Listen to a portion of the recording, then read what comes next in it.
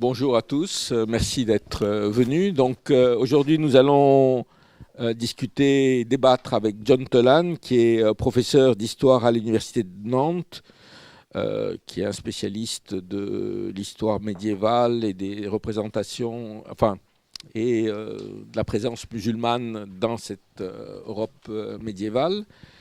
On va débattre de son dernier bouquin qui s'appelle Mahomet l'Européen, histoire des représentations du prophète en Occident. Et donc, on va un peu débattre. J'ai un certain nombre de questions. Et puis après, comme d'habitude, vous aurez la parole. Et donc, ma première question, elle porte sur le titre, sur les deux termes du titre. J'ai eu, quand on a annoncé le débat, un certain nombre de gens qui m'ont dit mais comment vous pouvez encore utiliser le terme Mahomet en fait, c'est Mohammed et bon, voilà. Et donc, d'expliquer ça, parce que en fait, tu l'expliques dans la préface, et aussi l'européen, puisque c'est quand même une figure qui pour nous est plutôt une figure orientale. Donc voilà les deux premières questions. Oui, effectivement, le titre est un peu une provocation volontaire. Mahomet l'Européen, d'abord, effectivement, il ne s'appelait pas Mahomet, il s'appelait Mohammed, et ensuite il était loin d'être européen, parce qu'il n'a jamais mis le pied en Europe, bien entendu. Alors, je distingue effectivement dans mon introduction entre Mohammed, et que j'utilise Mohammed pour parler du personnage historique, et aussi du prophète de la tradition musulmane, mais j'utilise Mahomet pour parler de la figure dans la culture européenne, parce que dès le Moyen-Âge, effectivement, on s'intéresse à cette figure qu'on appelle Mahometus, Mahoud, d'autres choses, mais souvent Mahomet, Mahometus en latin, Mahomet en français, Mahomet souvent en anglais et en allemand aussi. Donc ce qui m'intéresse, ce n'est pas le personnage historique, mais c'est la figure, les représentations qu'on fait de lui en Europe depuis le XIIe siècle jusqu'au XXe. Et donc pourquoi Mahomet l'Européen? Parce que j'essaie de montrer que cette figure de prophète, elle fait partie de notre culture. Depuis le Moyen-Âge, on s'intéresse à lui. Souvent, ce Mahomet, en quelque sorte, représente l'islam, incarne l'islam pour les auteurs européens qu'on parle. Effectivement, il fait partie de notre culture. Et parfois, Mahomet est un repoussoir. On se définit en tant qu'Européen par rapport à ce qui n'est pas européen, par rapport à ce qui est en Orient. Alors, à certains moments, c'est le monde grec, c'est le monde slave, c'est l'Union soviétique, mais à certains moments aussi, c'est le musulman, c'est l'arabe, c'est l'ottoman, etc. Donc, il peut être repoussoir, mais aussi, il peut être figure d'identification dans un certain nombre de polémiques entre Européens. On va ériger Mahomet en modèle de tolérance religieuse, en modèle de réforme de la religion et en modèle même de conquérant, de général et de législateur. D'accord. Alors, une des choses qui m'a le plus surpris dans le livre, c'est que finalement, une des choses qui m'a le plus surpris dans le livre, c'est que finalement, il n'en ressort pas une image totalement négative. J'aurais pensé que, pour l'essentiel, l'image serait très négative. Et en fait, à plusieurs moments de l'histoire européenne, pour des raisons liées aux conjonctures religieuses, politiques, etc., il est au contraire présenté de manière positive. Le personnage de Mahomet est présenté de manière positive. Oui, tout à fait. Et souvent manipulé dans le contexte de querelles entre Européens. Par exemple, un des premiers exemples dont je parle, c'est dans le cas du débat à propos de la doctrine de l'Immaculée Conception. Alors, je rappelle pour ceux qui n'ont pas forcément eu une éducation catholique, pour qui c'est assez loin, que l'Immaculée Conception, c'est les doctrines selon laquelle la Vierge Marie elle-même était née sans tâche, sans avoir connu le péché originel. Et seulement elle et Jésus, bien entendu, seraient nés sans ce péché originel. Alors, c'est une doctrine qui est très débattue au sein de l'Église catholique au Moyen-Âge, qui ne devient doctrine officielle de l'Église catholique qu'au XIXe siècle. Et on a des débats assez âpres au Moyen-Âge, notamment au XIVe siècle, entre franciscains qui sont grosso modo pour, et la plupart des dominicains, y compris Thomas d'Aquin, qui sont contre cette doctrine. Et un franciscain sort, donc il avait lu, bon, je passe sur toute l'histoire des sources qui l'ont permis à connaître hadith de Bukhari au IXe siècle, selon laquelle Mohammed aurait dit il n'y a personne qui n'a pas été touché à sa naissance par Satan, sauf Jésus et sa mère. Alors, ce franciscain au XIVe siècle dit Mohammed lui-même, Mahomet lui-même, reconnaissait l'Immaculée Conception. Ce qui est évidemment fausse, parce que ça dépend de l'idée de péché originel qui est tout à fait étranger à l'islam.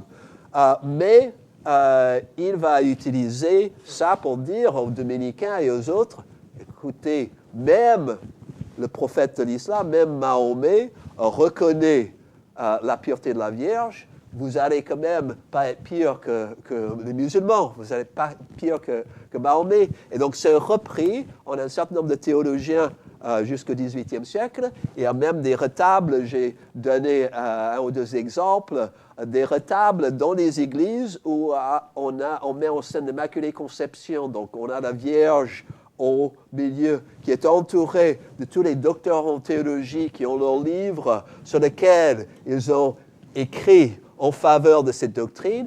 Et dans le coin, en bas, il y a Mahomet avec son Coran, son Al-Coran, qui a aussi affirmé la doctrine de la Vierge Marie. Donc c'est assez étonnant de penser, donc, surtout en Europe centrale, il y a des églises où il y avait des retables sur les autels avec des images de Mahomet.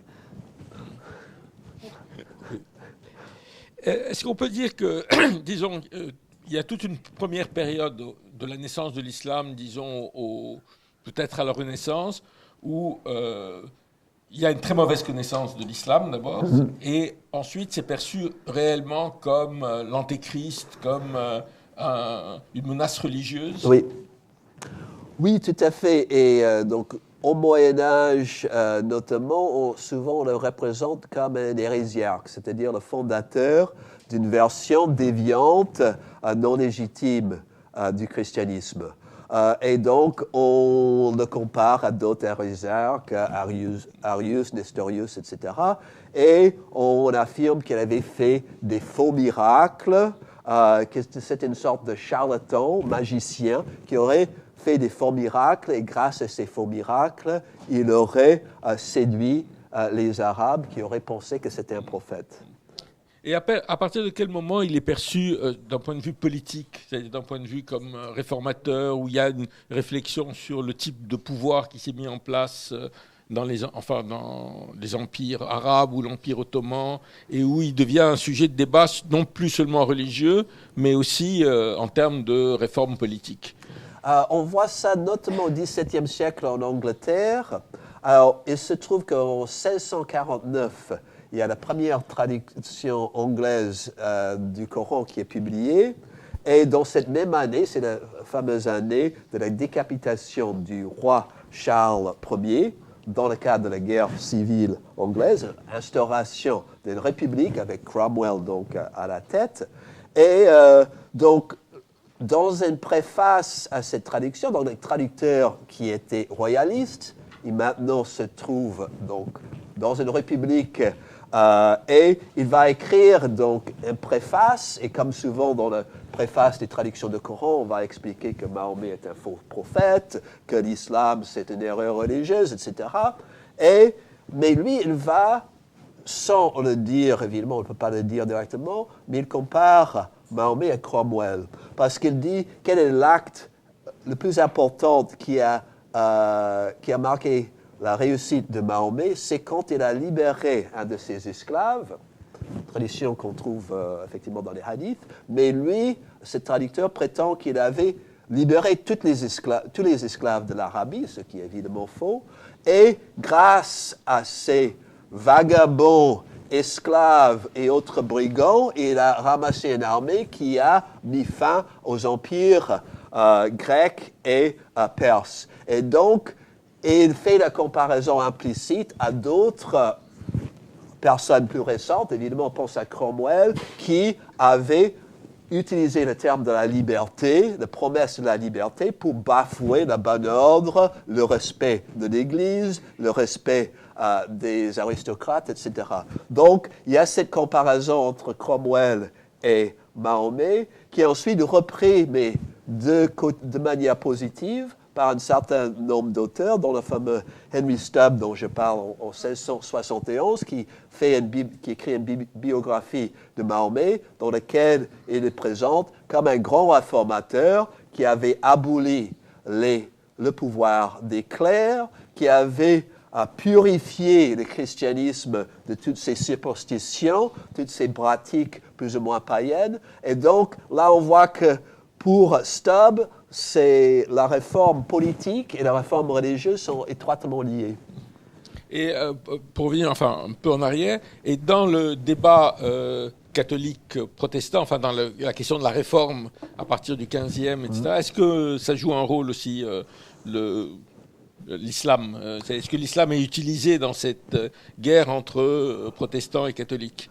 Oui, absolument. Il y a, donc, comme dit Luther à un moment, le diable du pape est plus grand que le diable du turc. Donc, on commence à utiliser, certes, l'islam comme épouvantail, mais pour dire que finalement, les catholiques sont encore pires que les musulmans. Ou du point de vue catholique, évidemment, on va dire la même chose. Les protestants sont, on compare, par exemple, il y a un certain nombre de tracts polémiques où on compare Luther avec Mahomet ou Calvin avec Mahomet pour dire que les deux sont très similaires et que finalement Luther est pire. Donc on introduit un autre relativisme et évidemment le but ce n'est pas de s'intéresser vraiment à l'islam, encore moins de valider l'islam, mais d'utiliser l'islam pour attaquer l'autre ennemi, l'ennemi chrétien. Mais du coup, ça introduit un autre relativisme. Et quand, par exemple, le Coran est publié en traduction latine en 1542, avec une préface de Martin Luther, qui dit que c'est la meilleure manière de combattre les Turcs, c'est d'exposer ce qu'il appelle les mensonges de Mahomet. Mais cette traduction va être lue par un certain nombre de personnes qui vont l'utiliser pour s'opposer soit à l'Église catholique, soit aux églises protestantes, soit aux deux, comme ce fameux Michel Servet, un homme de lettres catalan, un médecin, un philosophe, qui est très anti-trinitaire parce qu'il écrit des tracts dans lesquels il dit la Trinité, c'est une doctrine qui a été inventée par l'Église du IVe siècle, que ça n'a rien à voir avec la religion qu'a prêché Jésus. Et comme source, il utilise entre autres le Coran, fraîchement traduit. Il puise dans le Coran des arguments contre la Trinité. Et pour ces peines, il va condamner à mort déjà par les inquisiteurs catholiques de Vienne. Ensuite, il s'échappe, il va à Genève, et là, il est condamné à mort par les calvinistes. Il est brûlé sur un pile de ses livres. Donc, Calvin et les inquisiteurs avaient peu des choses sur lesquelles ils étaient d'accord, mais le fait qu'il fallait brûler cet hérétique qui puisait ses arguments contre la Trinité dans le Coran, ils étaient d'accord. Mais effectivement, à partir du XVIIe, disons, ou XVIIIe, on a l'impression que l'islam devient un enjeu qui n'a rien à voir, de débat en France qui n'a rien à voir directement avec l'islam, mais qui est utilisé dans les combats internes. Et alors, on va donner peut-être, et c'est intéressant de parler de Voltaire, parce que Voltaire, d'un côté, va écrire une pièce qui est une pièce qui s'appelle Le Prophète, je crois, ou Mahomet ou le fanatisme. Mahomet ou le fanatisme, qui est, on dirait aujourd'hui, une pièce totalement islamophobe, vraiment très, très critique, très... Et il va en même temps écrire des textes plus tard où il donne l'islam comme exemple, enfin la société créée par Mahomet, la société musulmane, comme un exemple, quasiment un exemple à suivre. Oui, absolument. Il est donc en 1741, il produit cette pièce, Mahomet et le fanatisme, où Mahomet est l'incarnation même du fanatisme, du cynisme. Il va prétendre à des révélations, il va utiliser sa position de prophète pour obtenir le pouvoir à la Mecque, pour faire assassiner ses ennemis, pour essayer de séduire une jolie jeune femme qui, malheureusement pour lui, va se suicider pour éviter d'être sous son emprise. Donc, une pièce vraiment à charge, mais comme Voltaire disait lui-même dans des lettres à des amis, le vrai objet de cette polémique, c'est pas l'islam, c'est le fanatisme catholique. Et donc pour pouvoir faire cette représentation à Paris, évidemment, il ne pouvait pas directement attaquer l'Église catholique, mais il fallait attaquer le fanatisme par la figure du prophète. Mais plus tard, donc, il rencontre, quand il est à Londres, une traduction récente du Coran par George Sale, dont je parle dans ce livre, parce que George Sale, c'est le premier traducteur européen, donc, parce qu'il y avait eu plusieurs traductions du Coran avant, en latin, en français, en anglais, en allemand, en néerlandais, etc. Mais tous les traducteurs faisaient une préface dans laquelle, disait qu'on expose les mensonges de Mahomet, donc des polémiques contre l'islam, contre le faux prophète, etc. Mais George Sale, c'est le premier, au contraire, qui va essayer de présenter les choses de manière objective, qui a une longue préface dans laquelle il explique l'histoire de l'Arabie au moment de la naissance de Mahomet, l'histoire donc des premiers siècles d'islam, la biographie du prophète, sans la moindre polémique, et bien au contraire, il présente un peu comme avait Henry Stubb déjà avant, il présente le prophète comme un grand réformateur, l'Arabie comme une terre de liberté, une terre d'énergie et qu'il contrastait aux vieux empires décadents de Byzance et de Perse. Donc, présentation très positive. Et Voltaire rencontre cette traduction, elle écrit à des amis en disant « J'ai découvert cette traduction formidable de George Sale ». Et donc, il va l'utiliser, il va être très influencé.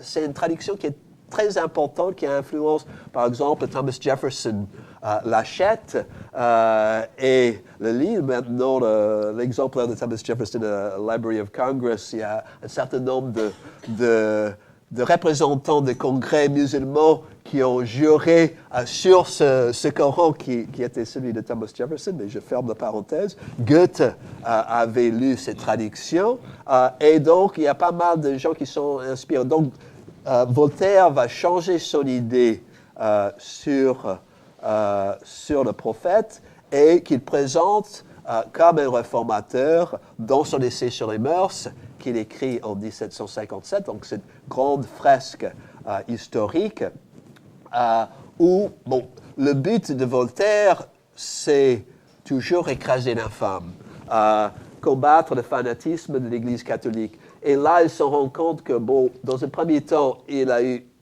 essayé de critiquer le fanatisme en présentant Mahomet comme fanatique. Dans un deuxième temps, il se dit, mais finalement, c'est beaucoup plus intéressant, plus utile d'utiliser Mahomet comme figure de réforme, comme anti-fanatique, d'autant plus que ça agace les catholiques. Comme j'ai dit en boutade à la radio l'autre jour, Voltaire, c'était le premier islamo-gauchiste français. Parce qu'effectivement, il y a on va faire le louange du prophète de l'islam pour embêter les catholiques et pour dénoncer leur fanatisme. Donc, on a cette idée de prophète, bon, qui n'est pas 100% positive, c'est chez Voltaire qui a ses réserves, mais qui conclut, comme il dit, que Mahomet était finalement une fanatique de bonne foi. C'est-à-dire qu'il croyait à sa propre mission. Ensuite, dans les chapitres où Voltaire parle des croisades, les croisades, pour lui, représentaient le comble du fanatisme. Tout ce qui va mal avec l'Église catholique et avec le Moyen-Âge européen. Et face à ces fanatiques de croisés, il y avait ces figures de sultans comme Saladin et son neveu Al-Kamil, qui étaient des hommes de justice, de sagesse, qui étaient tolérants envers leurs sujets musulmans, chrétiens, juifs, qui essayaient d'éviter la guerre contre ces fanatiques croisés qui arrivaient, etc. Donc, effectivement, cet islam est important dans l'histoire de Voltaire, et comme tu disais, bon, c'est pas tellement qu'il s'intéresse à l'islam, c'est qu'il l'instrumentalise pour dénoncer le fanatisme catholique. Mais c'est aussi parce que la connaissance de l'islam, à la fois du texte, de la religion, des sociétés musulmanes, devient aussi quand même plus sérieuse en Europe. Oui, oui et non, parce qu'effectivement, on a dès le XVIIe et surtout le XVIIIe siècle un grand nombre d'orientalistes qui traduisent des textes importants, qui écrivent, je pense notamment à Adrien Roland, un néerlandais au début du XVIIIe siècle, qui a écrit un petit résumé de la doctrine musulmane et un petit livre des 39 erreurs sur l'islam, donc pour dénoncer des rumeurs sur Mahomet qui circulaient en Europe, pour contrer la polémique anti-musulmane. C'est une œuvre qui a été beaucoup lue, qui a été traduite dans toutes les langues européennes. Donc voilà, il y a un certain nombre d'avancées importantes, mais en même temps, c'est une vision très livresque de l'islam. Très peu de ces orientalistes ont voyagé dans des pays musulmans, donc ils connaissent bien les sources, ils connaissent bien les textes, mais ils connaissent peu de musulmans et ils ont peu de contacts. D'accord. Donc, pour avancer un peu dans le temps, un des épisodes que tu racontes qui, moi, m'a le plus, enfin, pas étonné, mais je veux dire, c'est une discussion entre Goethe et Napoléon à propos de la figure de Mohammed. Oui, oui. Alors, Goethe était un grand admirateur de Napoléon. Il admirait tellement qu'il avait déclaré que Napoléon était der Mahomet der Welt, le Mahomet du monde. Pour lui, c'était une comparaison flatteuse. Et les deux hommes, effectivement, se rencontrent en 1808. Goethe était un jeune poète, Napoléon, évidemment, empereur conquérant. Donc, les deux commencent à parler de littérature. Napoléon, qui était un grand lecteur, avait lu effectivement la vie de Jean Werther, le grand classique de Goethe. Et ensuite, Napoléon apprend que Goethe avait traduit en allemand la fameuse pièce de Voltaire, Mahomet le fanatisme. Et Napoléon de s'emporter dit « c'est une très mauvaise pièce ». Parce que Voltaire a pris la figure de Mahomet, un homme qui a changé les cours de l'histoire et a fait de lui un petit criminel digne plus du gibet. Mais ce n'est pas étonnant, Voltaire était un petit esprit qui ne comprenait pas les grands hommes. Alors lui, Napoléon, comprenait les grands hommes. Alors, comme tu dis, je commence dans mon introduction avec cet incident parce que ça montre bien pour moi alors, à la fois l'importance du prophète.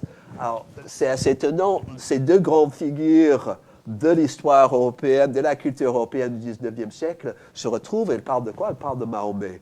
Et de ces trois visions différentes de Mahomet, donc il y a la vision de Voltaire, et comme on vient de dire, bon, ça, c'est une vision de Voltaire qui va ensuite évoluer. Il y a la vision de Napoléon, on peut y revenir, parce que pour Napoléon, c'était surtout, Mahomet était surtout un grand conquérant, un grand général, un grand législateur, et quelqu'un surtout qui savait inspirer ses troupes, qui savait émouvoir le peuple et motiver le peuple. Donc ça, en quelque sorte, Napoléon voulait être un nouveau Mahomet. Et ensuite, il y a Goethe qui, effectivement, on l'a embauché pour traduire cette pièce de Voltaire, ce qui l'a un peu embêté, mais elle a fait quand même. Mais il revient plus tard, souvent à la figure de Mahomet, qui pour lui est l'incarnation du prophète. Alors, donc c'est la figure même du prophète. Il s'intéresse à Mahomet surtout parce que il peut être libéré de son éducation protestante, il ne va pas s'intéresser au prophète biblique. Et il s'intéresse à la relation entre prophète et poète, parce qu'il dit les deux ont cette inspiration qui vient d'ailleurs, on ne sait pas trop où. Il dit, si Mahomet était né à un autre moment, il aurait été peut-être poète, et si moi, j'étais né à un autre moment, j'aurais été peut-être prophète. Donc, il a cette identification, en quelque sorte, avec la figure. Il veut traduire le Coran en allemand. Alors, il apprend l'arabe péniblement, même à la fin de sa vie, dans ses cahiers, il écrit péniblement en arabe. Il arrive à traduire une de sourates, mais pas grand-chose. Mais donc, c'est une figure qui l'interroge pour des raisons très différentes entre ces trois personnes. Et le voyage, enfin l'expédition en Égypte pour Bonaparte, elle a une influence sur la manière dont il va voir l'islam, Mahomet. Oui, je dirais dans les deux sens, parce que l'image qu'elle a déjà, cette image livresque de l'islam, l'influence, c'est peut-être une des choses qui le pousse à partir en Égypte. Parce qu'on sait par son compagnon Lascaz qu'il a amené avec lui, dans le bateau qu'il a amené en Égypte, le Coran, qu'il lisait le Coran. Il lisait le Coran en plus dans la toute nouvelle, ou relativement nouvelle traduction de Claude-Étienne de Savary. Alors Savary qui publie son Coran en 1783, qu'il a traduit en Égypte, qui disait qu'il voulait écrire son Coran en Égypte parce qu'il voulait être entouré de la musique de l'arabe, des chants de Moïsine, etc., parce qu'il voulait essayer, tant que possible, de traduire la beauté du texte arabe en français.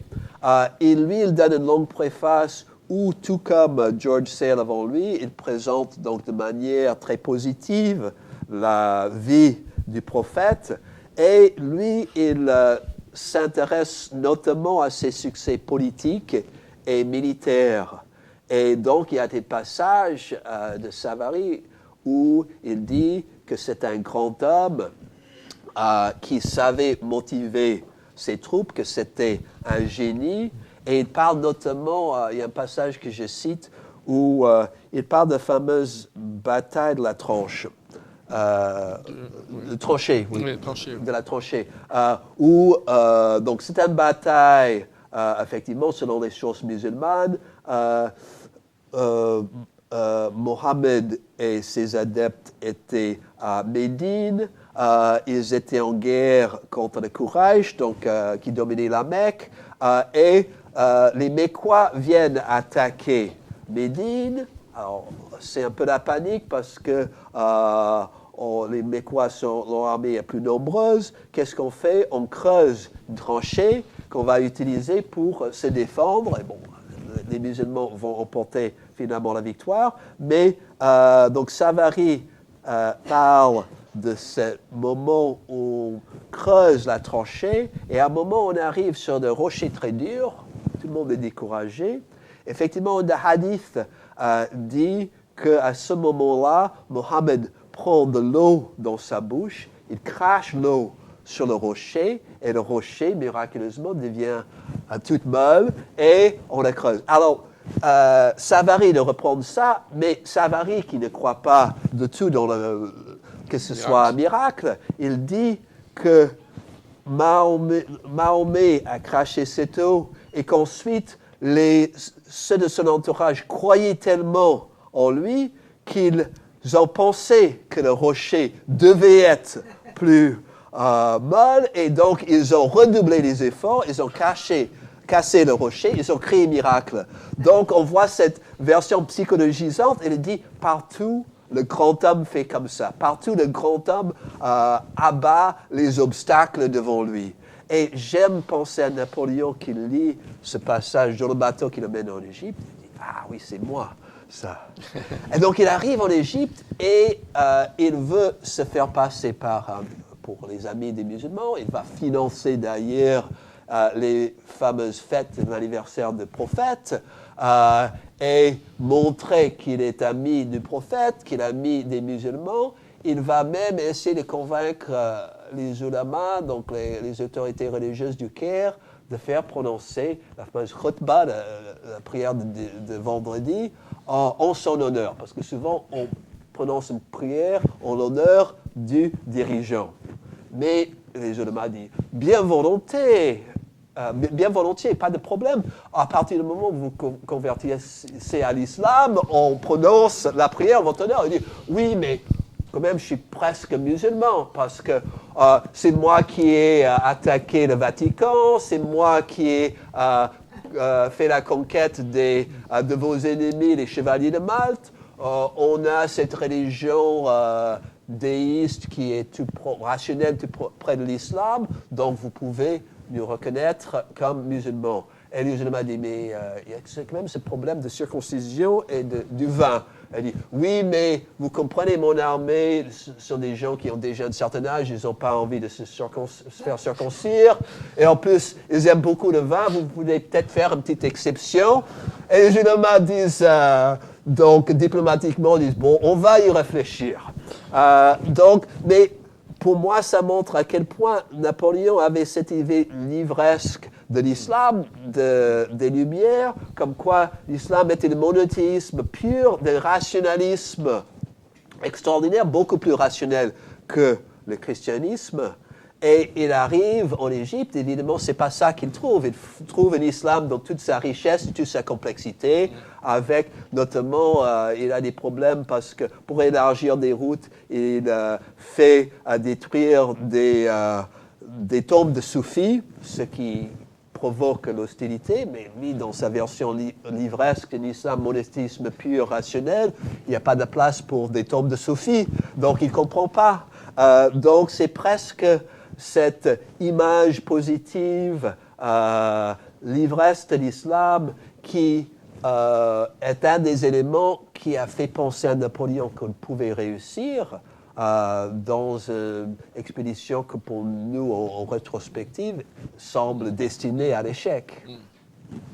Et est-ce qu'on peut dire, tu as dit tout à l'heure que la plupart des savants qui avaient traduit le Coran, qui avaient écrit en Europe sur l'islam, avaient une connaissance purement livresque. Est-ce qu'on peut dire à partir de ce moment, en gros, l'expédition, mais aussi le début du colonialisme, etc., on va avoir des savants qui ont une expérience autre que livresque, qui vont être sur le terrain. Est-ce que ça va changer quelque chose dans leur vision de l'islam, de Mohammed Oui, alors il y avait déjà au XVIIe siècle, il y avait quelques personnes, notamment il y avait pas mal de chrétiens maronites à Rome qui ont traduit, donc qui ont aidé aux jésuites à faire des traductions, donc qui ont apporté une connaissance. Mais les premiers érudits, il y a un certain nombre d'érudits au XIXe siècle qui vont voyager, alors comme l'allemand Gustav Weil, donc, dont je parle dans un des chapitres, donc, parce qu'il y a toute une série d'érudits juifs, germanophones ou hongrois, qui s'intéressent à l'islam, et Gustav Weil donc étudie l'islam, il vient à Paris, il étudie avec Sylvestre Sassy, et ensuite il part avec l'armée française qui va en Algérie, lui, il part en tant que journaliste pour des journaux allemands. Et ensuite, il reste, il voyage un peu partout. Il va en Égypte, il va en Turquie. Il apprend l'arabe. Et donc, lui, c'est un des premiers grands orientalistes européens d'avoir vraiment une expérience vécue de l'islam. C'est vrai aussi pour d'autres comme Ignaz Goldziher, cet Hongrois, lui aussi juif, qui voyage en 1873 en Égypte et en Syrie. C'est le premier Européen non musulman à étudier à l'Azhar, au Caire. Et il est inspiré par une grande admiration pour l'islam. Il voit l'islam comme, surtout l'islam réformé, parce qu'il est ami avec certains des musulmans du Coran de la Nahda, la réforme de l'islam, mouvement de réforme de l'islam qui est très anticolonial et qui est très actif en Syrie et en Égypte. Et lui, il voit cet islam réformé comme modèle que le judaïsme en Europe devrait suivre pour se réformer aussi. Donc, il y a un certain nombre de personnes à partir du 19e siècle où les professeurs d'arabe, les orientalistes vont avoir une expérience vécue. Évidemment, le colonialisme va augmenter ça parce qu'évidemment, à partir de la conquête de l'Algérie, il y a beaucoup de Français qui vont être d'orientalistes français qui auraient vécu en Algérie, au Liban, ailleurs. Mais avant de venir à la période coloniale, la période dont tu parles, de romantique, Lamartine, Victor Hugo, etc. Moi, j'avais publié il y a très longtemps sur mon blog le poème de Victor Hugo qui s'appelle En neuf de l'Hégire, où il raconte la mort du prophète, qui est un très beau poème, mais qui en même temps, il y a une connaissance de l'islam dont on a du mal, on a l'impression quand même que la connaissance de ce que c'est l'islam, son histoire, puisqu'il reprend en fait le texte de la tradition sur qu'est-ce que Mahomet a dit durant son dernier discours, etc. Ça demande, c'est-à-dire, on a l'impression que la connaissance de l'islam a un peu immergé la société, quoi.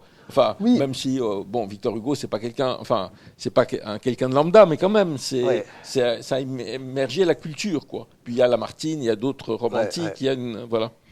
Oui, mais effectivement, cette histoire, effectivement, des derniers jours de Mahomet et de cette représentation quasi hagiographique de sa mort, c'est la mort d'un homme simple, d'un homme, donc on trouve ça chez Lamartine, chez Hugo, et déjà chez Voltaire, qui a sans doute pris ça de George Sand et d'autres.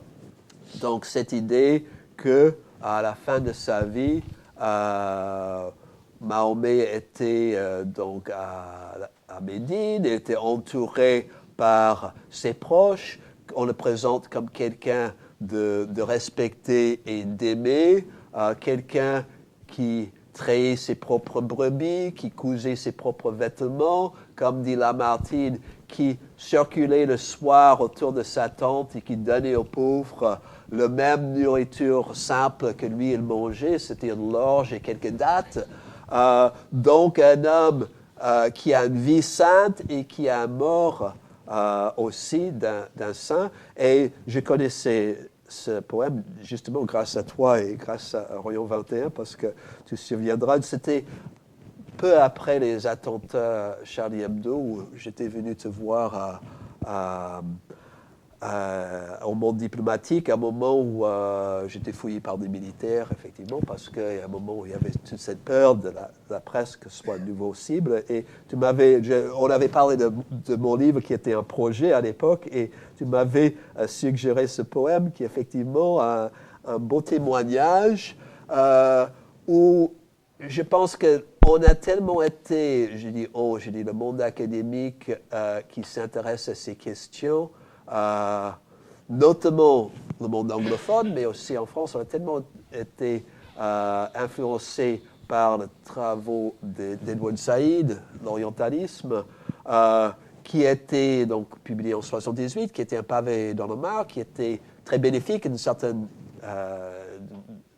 degré, mais qui a un peu suggéré que tous les orientalistes étaient plus ou moins, donc il y a ce dénigrement de l'islam qui sert la cause coloniale, mais les choses sont beaucoup plus complexes que ça, et on voit cette franche admiration de la figure du prophète par Hugo, par Goethe, par Thomas Carlyle, par Lamartine.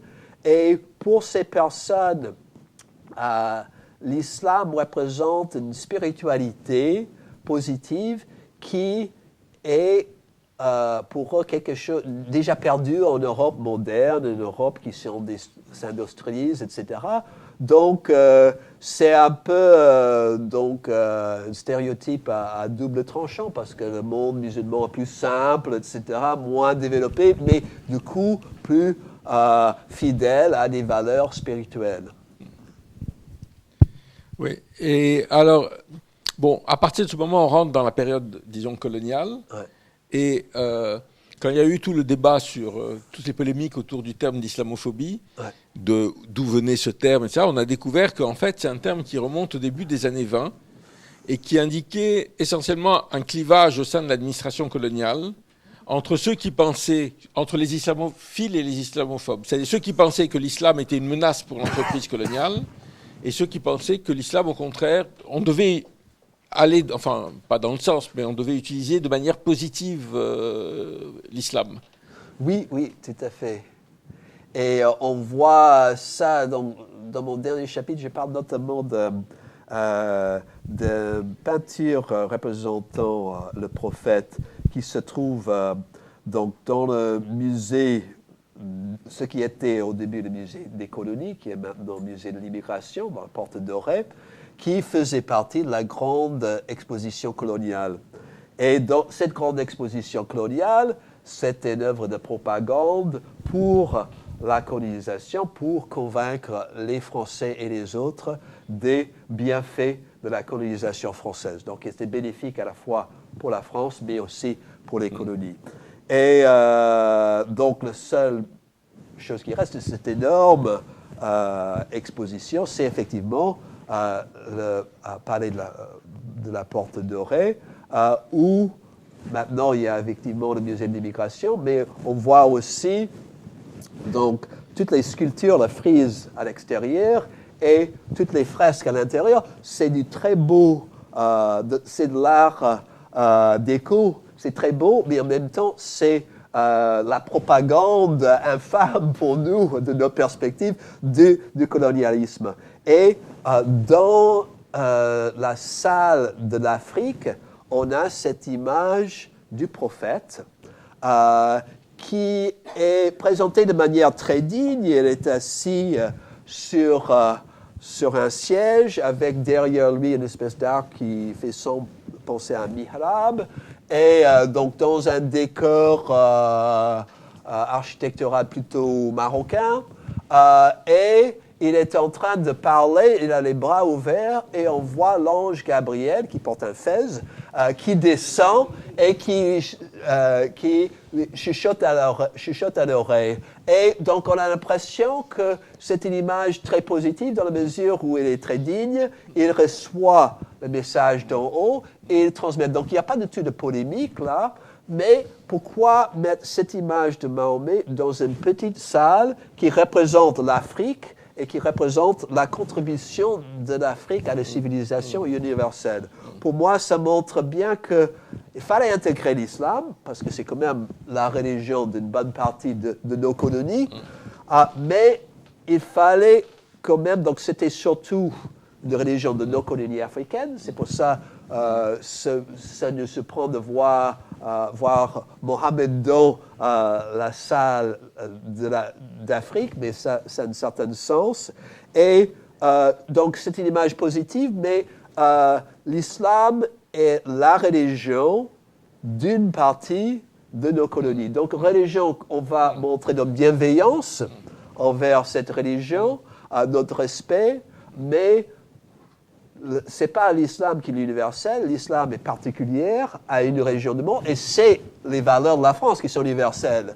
Donc il y a cette inversion, assez intéressante. On montre tout nos respect pour l'islam, mais on met à sa place comme une religion qui peut être utile pour nos sujets musulmans et aussi pour nous, pour les manipuler. Oui, oui. Ouais. Il y a à partir de ce moment, d'ailleurs pas seulement par la France, l'Allemagne aussi va utiliser l'islam, notamment pendant la Première Guerre mondiale et au lendemain de la Première Guerre mondiale. C'est le moment d'ailleurs où la France, république laïque qui ne finance aucun culte, va commencer à financer le pèlerinage à la Mecque. Oui, oui. Et, mon ami Luc Chantre est passé ici récemment, je pense. Donc, il va construire des hôtels financés par la France pour les pèlerins musulmans, etc. Effectivement, il y a une... à propos des images, une chose, j'aimerais bien, parce qu'on va passer au débat, il y a une fresque qui représente Mohammed aux États-Unis, au Congrès, ou c'est à la Cour suprême? Oui, c'est une frise sculptée. Donc Alfred Weidman, Adolf Weidman, donc il y a un sculpteur américain d'origine allemande. Donc quand le nouveau Cour suprême, donc le bâtiment actuel, était construit dans les années 30, donc c'était en 35, il a fait cette frise où il y a tous les grands législateurs de l'histoire, de Hammurabi, chez les Sumériens, jusqu'au juge Marshall dans le Cour suprême américain du XXe, et on passe par, évidemment, Justinien, Charlemagne, toute une série de rois, donc il y a le roi Jean Santerre d'Angleterre, etc. Donc toute une série de figures, dont Mohammed, qui est montré, donc c'est en ordre chronologique, donc on voit Mohammed entre Justinien et Charlemagne. Donc, et il a une épée dans une main et le Coran dans l'autre. Donc il présentait, donc le Coran, c'est surtout présenté dans ces contextes comme un code de loi apporté par cet homme à son peuple, les Arabes. Donc l'idée qui va derrière tout ça, c'est qu'évidemment, le Cour suprême américaine, c'est un peu le summum de la justice et qui est héritier de toutes ces traditions européennes et extra-européennes, entre Confucius aussi, etc. Ok, juste avant de passer la parole pour les questions, juste peut-être que tu nous donnes une réflexion sur, aujourd'hui, comment ça se pose ces questions? C'est-à-dire la figure de l'islam, de Mohammed, est-ce que tu sens un changement? Est-ce que ou bien c'est un peu dans la continuité de ce qu'on a connu depuis 2 ou 3 siècles Bon, évidemment, quand je publie ça à un moment précis, évidemment, on a beau être historien, s'intéresser au passé, on s'intéresse aussi à la société dans laquelle on vit. J'ai fait allusion tout à l'heure aux attentats de Charlie Hebdo il y a maintenant 4 ans. Effectivement, depuis ce moment, il y a certaines personnes qui ont l'impression qu'on ne peut pas parler. C'est difficile de parler d'islam et surtout pas du prophète Mohammed.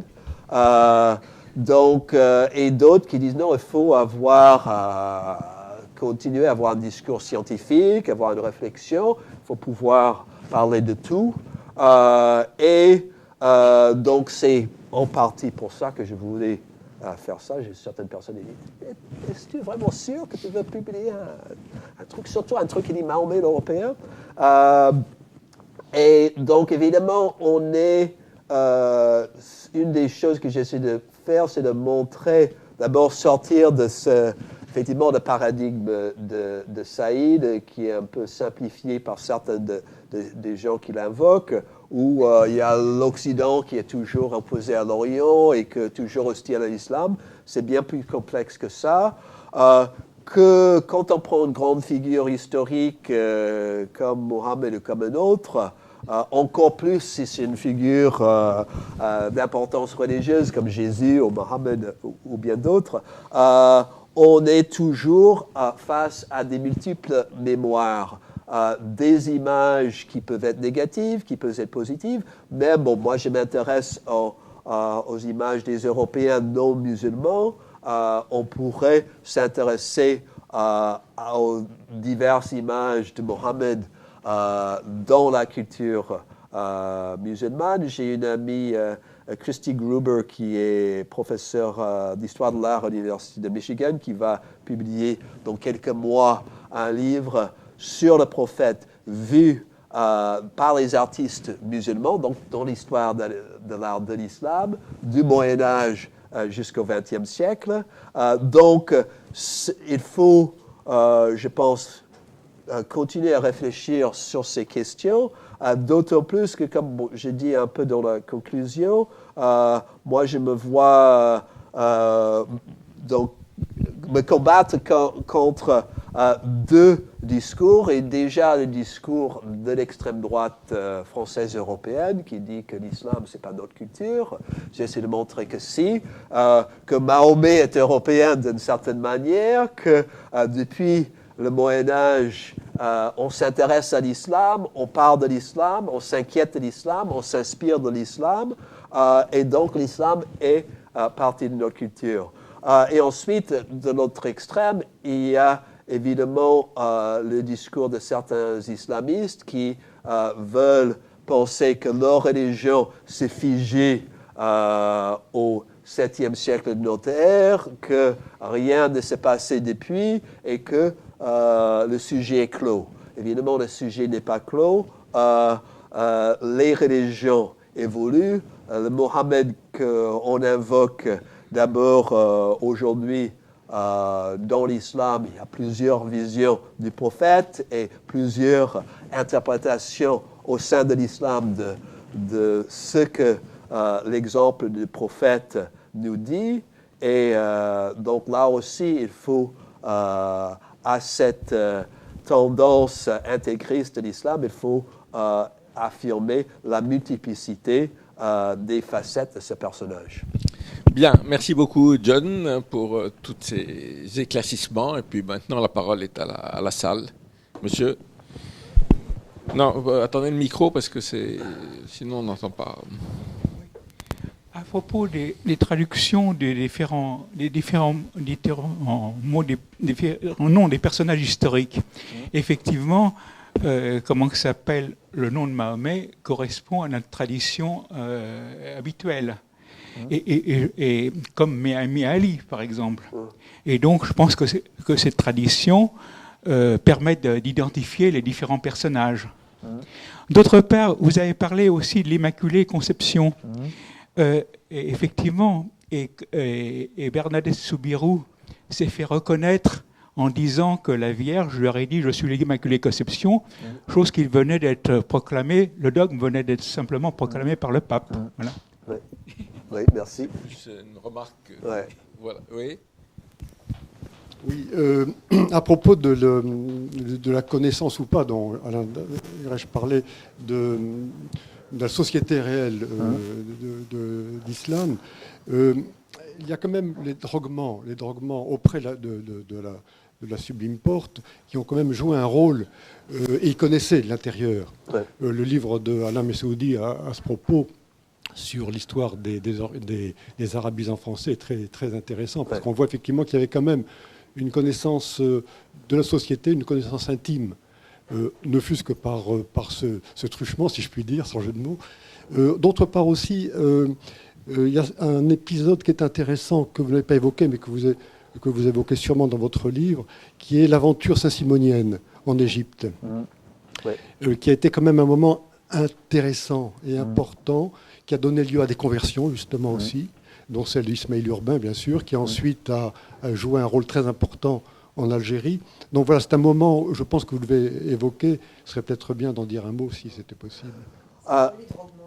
Alors, donc, c'est les traducteurs. Les traducteurs. Réservé pour l'Empire ottoman pour le contact avec l'Occident. Oui, tout à fait. Donc, non, effectivement, bon, le livre de Messaoudi touche surtout à partir du 19e siècle. Mais effectivement, bon, tout au long du Moyen-Âge et bien au-delà, il y a des contacts. Mais il y a peu, donc il y a les contacts notamment par le Sublime Porte, mais il y a peu de, à ma connaissance, d'orientalistes européens qui ont été formés en Orient avant le 19e siècle. Voilà. Alors qu'à partir du 19e siècle, ça devient partie assez fréquente du parcours de passer quelques années dans un pays arabe.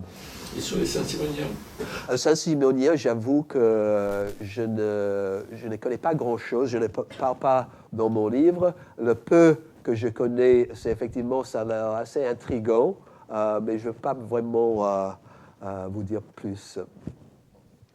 Monsieur là-bas, oui. Oui, bonjour. La présentation oscille souvent entre Mahomet et l'islam. Est-ce que les deux questions sont superposables? D'autant que finalement, les exemples que vous donnez au 19e font qu'on voit que c'est une image mythique. Chacun construit son mythe avec ses propres représentations sans que ça soit très lié à une réalité, et même du personnage. Donc est-ce qu'au fond, finalement, par les Mahomet l'européen, est-ce que c'est superposable à comment perçoit-on l'islam en Europe? Ben, c'est pas intouchable, mais c'est un élément important parce que, comme je disais en introduction, pour plusieurs auteurs, c'est Mahomet qui incarne l'islam. Il y a un passage de Voltaire que je cite dans le livre où il affirme que les musulmans aujourd'hui continuent à suivre à la lettre la loi que Mahomet leur a donnée. Évidemment, Voltaire ne connaît pas grand-chose sur la pratique de l'islam dans le monde du XVIIIe siècle. Mais c'est l'image qu'il en fait, il n'est pas le seul. Donc souvent, on identifie, pour expliquer ce qu'est l'islam, souvent on parle avant tout de la figure du prophète et du Coran, mais pour la plupart de ces auteurs, c'est Mahomet l'auteur du Coran. Donc parler du Coran, parler de Mahomet, c'est presque la même chose pour un certain nombre d'entre eux. Madame?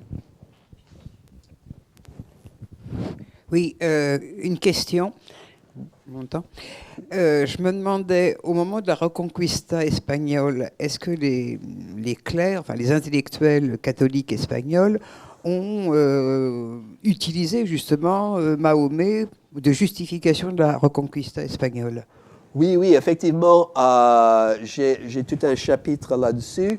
La Reconquista ou la conquête de l'Andalous par les rois chrétiens du Nord, c'est effectivement, on utilise cette idéologie, l'idée même de reconquête, c'est que l'Espagne avait été chrétienne, les rois visigothiques avaient été défaits par les musulmans, et les rois, notamment de Castille et de Léon, qui prétendent être les descendants de ces rois visigothiques, vont reprendre la terre parce que c'est des terres qui leur ont été volées et que, justement, ils vont utiliser une polémique anti-musulmane pour justifier ces conquêtes, et notamment parler de la figure de prophète, faux prophète, qui avait fait des faux miracles. C'était toute cette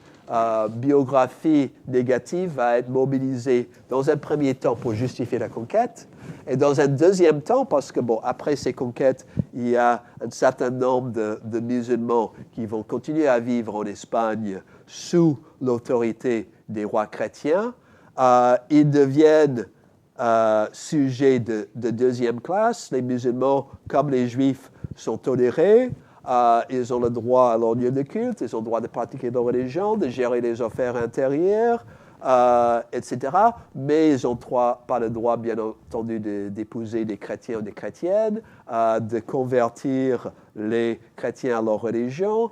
Donc, ils ont un certain nombre de limites. Là aussi, un juriste, par exemple, le roi de Castille et Léon, Alphonse X, va dire que l'islam, donc on dit les moros, comme on dit en castillan, c'est-à-dire les musulmans, sont ceux qui croient que Mahomet est un prophète, mais puisque Mahomet n'a pas mener une vie digne de nom de prophète, cette religion est une insulte à Dieu.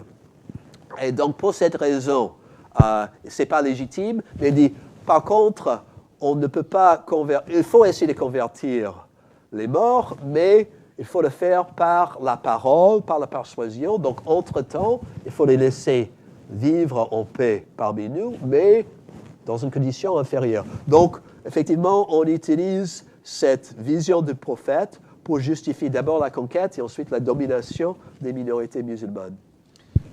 Gilles, juste une petite remarque à ce propos. Je suis en train de lire des livres sur l'idée du judéo-bolchevisme. Et durant la guerre civile espagnole, c'est-à-dire à partir de 1936, la droite va utiliser va utiliser une grille d'analyse qui est de dire ce qui est en train de se passer, c'est une tentative par les juifs et les musulmans de reconquérir l'Espagne. Ce qui est assez drôle quand on sait que dans les troupes fascistes, ils ont mobilisé des milliers de Marocains, etc. Mais c'est intéressant de voir comment cette mythologie peut ressortir sans arrêt. Gilles. Oui, est-ce qu'il y a une interaction, si je puis dire, entre la vision de l'islam et de Mahomet en Europe et la vision du monde européen et notamment de la modernité européenne telle qu'elle peut s'exprimer à travers certains ouvrages. Bon, il y a bien sûr le livre de l'imam Tartawi suite à un séjour sous la monarchie de Juillet en France. Ce qui me fait penser à cette question, c'est le côté simultané du dénigrement de la modernité européenne et de certains, on peut peut-être parler d'admiration ou de valorisation d'éléments qui pourraient être repris au profit des sociétés musulmanes. Il y a quelque chose d'un peu contradictoire, je pense à ce texte-là, le texte de Tartawi, mais il y en a d'autres récits de voyageurs où se mêlent des choses très, très critiques par rapport à l'Europe, on ne ferait pas ça chez nous, etc. Et puis des choses qui sont des observations plutôt intéressées. Oui, mais on trouve effectivement, je pense à Mohamed Ali en Égypte aussi, il y a à la fois cette admiration pour Napoléon et cette volonté d'avoir des Égyptiens qui soient éduqués en France et en même temps, évidemment, cet anticolonialisme. Mais donc, pour revenir à la question de représentation de prophètes, à ma connaissance, il y a peu d'auteurs musulmans avant le 19e siècle qui sont vraiment au courant des représentations européennes du prophète. Ça commence à changer justement à cause du colonialisme au 19e siècle. Il y a un bon livre qui a été écrit il y a quelques années par Ketcha Ali, qui est donc à l'université de Boston, et donc j'ai plus le titre en tête, mais c'est la biographie du prophète Mohammed au 19e, 20e siècle. Et elle regardait des textes en anglais, français, arabe et ourdou. Et elle montre à quel point, donc jusqu'au 19e siècle, il y a un grosso modo deux traditions séparées, et une tradition musulmane pieuse de biographie de prophètes, et il y a une tradition européenne érudite, voire polémique, et les deux sont assez séparés. Et ça change avec le colonialisme parce qu'il y a des élites indigènes qui ont une double éducation en arabe et français, ou en ourdou et anglais, et qui lisent, par exemple, en Inde musulmane, la biographie de Mohammed faite par un certain William Muir, qui était un missionnaire protestant, et il y a des gens qui sont offusqués, qui écrivent des réfutations en ourdou ou en anglais, et même chose dans les colonies françaises, il y a des gens qui réagissent, et donc là on arrive, et comme dit Ketcha Ali, on arrive ensuite à quelque chose au XXe siècle où c'est très mélangé, tout le monde lit tout le monde, on ne peut plus dire qu'il y a deux mondes séparés, donc c'est de plus en plus difficile à opposer Occident et Orient, parce qu'il y a des choses qui sont écrites par des Américains qui sont convertis à l'islam, par une Tunisienne qui est éduquée en France, etc. Donc, on est tellement mélangés maintenant qu'il n'y a plus cette séparation facilement. Oui, monsieur derrière. Non, pardon, il y avait... Bon. J'y vais ? Oui. Oui, moi, je ne sais pas si je suis tout à fait dans le sujet, mais les religions dans notre pays, en Europe, elles ont un côté religieux, mais elles ont aussi une réalité politique. Elles interviennent dans l'idéologie et dans la politique de leur pays. Que se passe-t-il parce que moi j'ai écouté ce que vous avez dit sur l'islam, l'intervention de l'islam dans tout un tas de pays et à tout un tas de périodes, mais en ce qui concerne dans ces pays-là, à ces périodes-là, il y a toujours eu des combats politiques, des oppositions politiques de la société.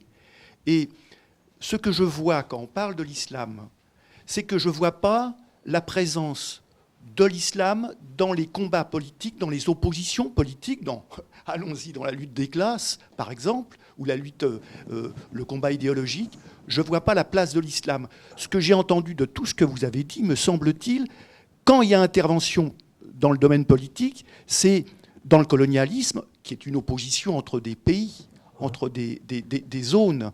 Mais en ce qui concerne la présence et l'intervention de l'islam dans le domaine politique des pays où il est dominant, je ne le vois pas.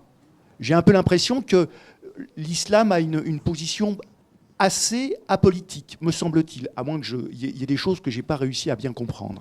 J'avoue que je ne vous suis pas, je ne vous comprends pas tout à fait, parce que bon, là, c'est une histoire intellectuelle européenne où on voit, par exemple, la guerre civile en Angleterre, on manipule la figure de prophète, soit comme un épouvantail, soit comme modèle, où là, c'est des vrais conflits entre les gens. Alors, évidemment, qui va parler du prophète? D'abord, on est, comme tout historien, je suis prisonnier de mes sources. C'est des propos tenus par des intellectuels d'un certain niveau culturel. C'est pas. Alors, il y a des choses. Bon, on peut parler de la place de l'islam dans la représentation, un peu plus dans la culture populaire. Par exemple, en Angleterre, à l'époque, il y a mon ami Nabil Matar, qui est à l'Université de Minnesota, qui a beaucoup travaillé là-dessus, sur les représentations de l'islam dans les cafés, dans les théâtres, etc. Mais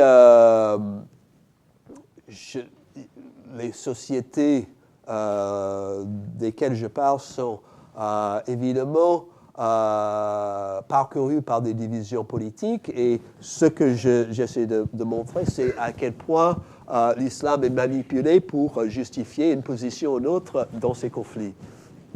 Je crois que la question que vous posez, elle sort un peu elle est importante, mais elle sort un peu du cadre. C'était pas du tout le cadre du livre. Il y avait quelqu'un encore derrière, non? Non. Attendez, je donne la parole aux gens qui n'ont pas parlé encore. Allez-y. Merci. Je souhaite savoir si vous avez utilisé les sources qui existent dans le texte syriaque, qui date depuis le début du Moyen-Âge, qui décrit en fait, il y a beaucoup d'images de Mohammed dans ce texte-là, qui était traduit en grec, et ensuite, après les croisades, ça a été traduit en latin. Deuxième question, malgré ce que Luther pensait de Mohammed, de l'Église protestante, le concept de prédestination dans l'Église, d'où ça vient, en fait? Il n'y avait pas une prédestination. Ouais. Est-ce que Luther était inspiré par l'islam?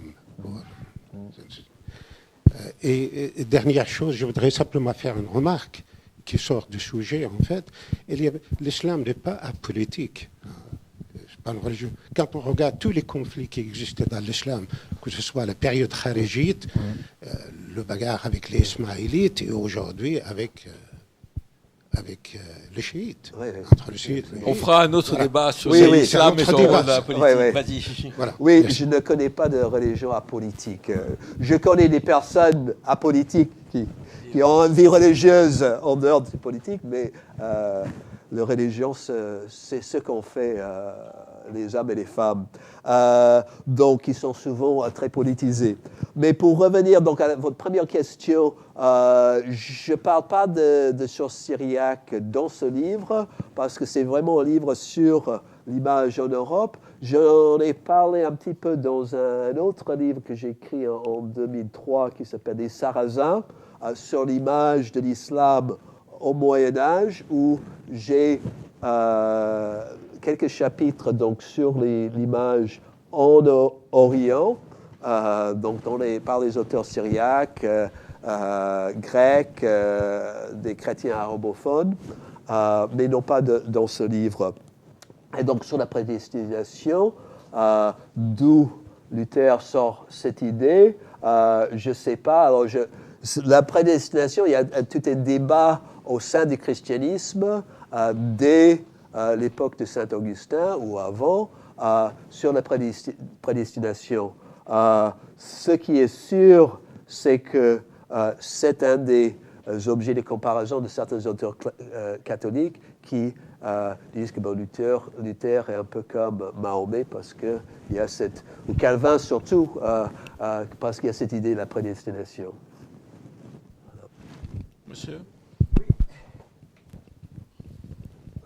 C'est une question peut-être un petit peu décalée, mais tout à l'heure, on a évoqué la guerre civile espagnole, et effectivement que du fait des troupes de Franco, il y avait pas mal de Rifins. Donc dans cette population, il y avait aussi pas mal il y avait une importante minorité juive parmi les Rifins.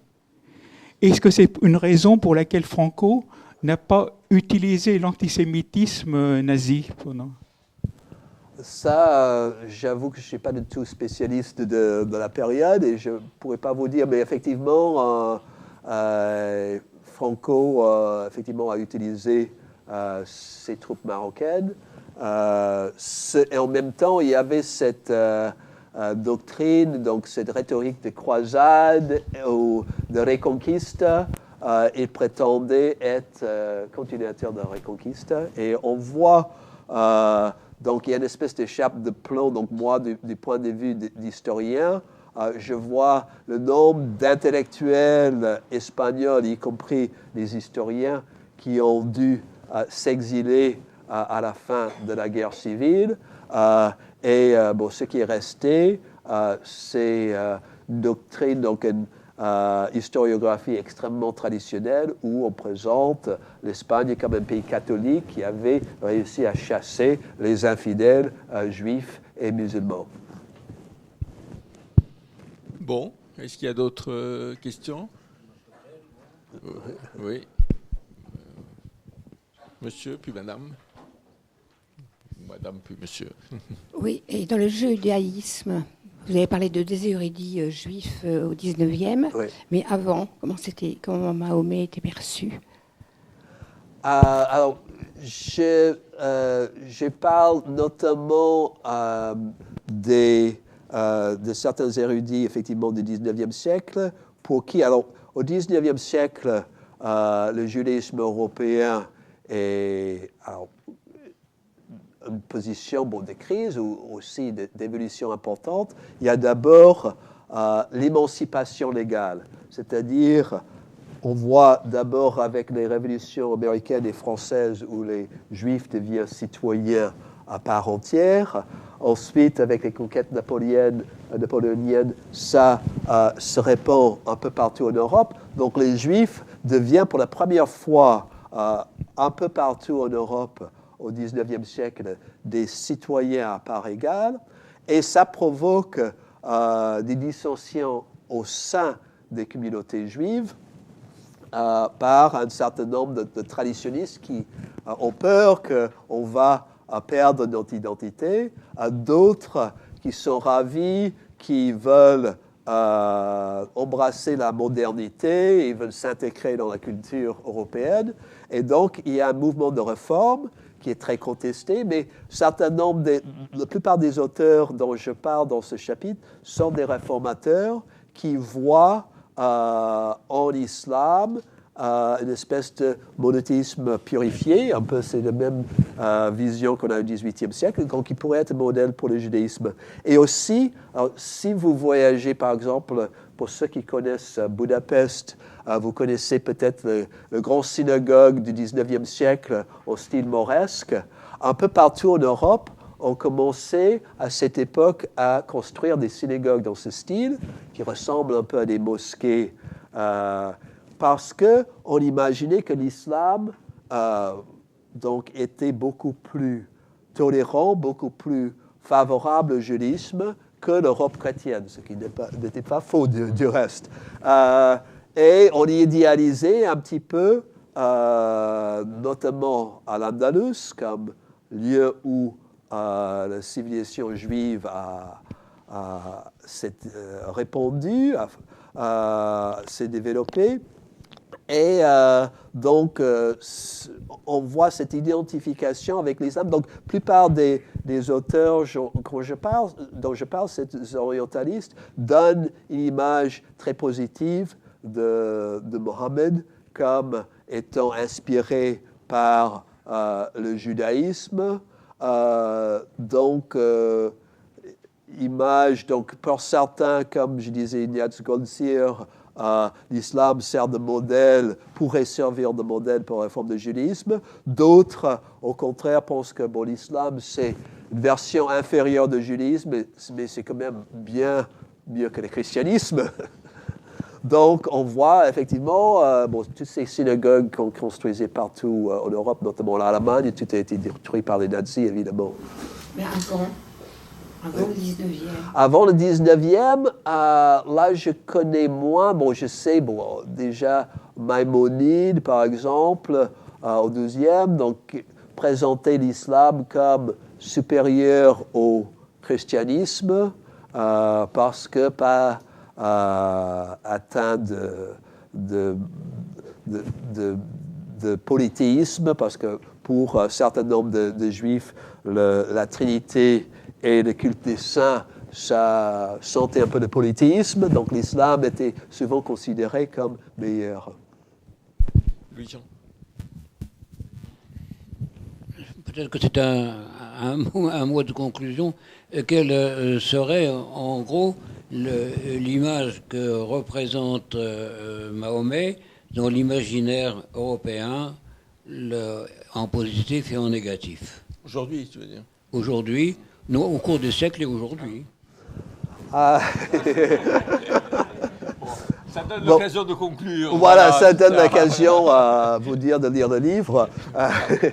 Mais effectivement, comme j'ai essayé de montrer, les images sont très différentes. C'est pas une image, c'est pas uniforme. Il y a beaucoup de polémiques. Là, on a parlé beaucoup des images positives. Il y a aussi beaucoup de polémiques.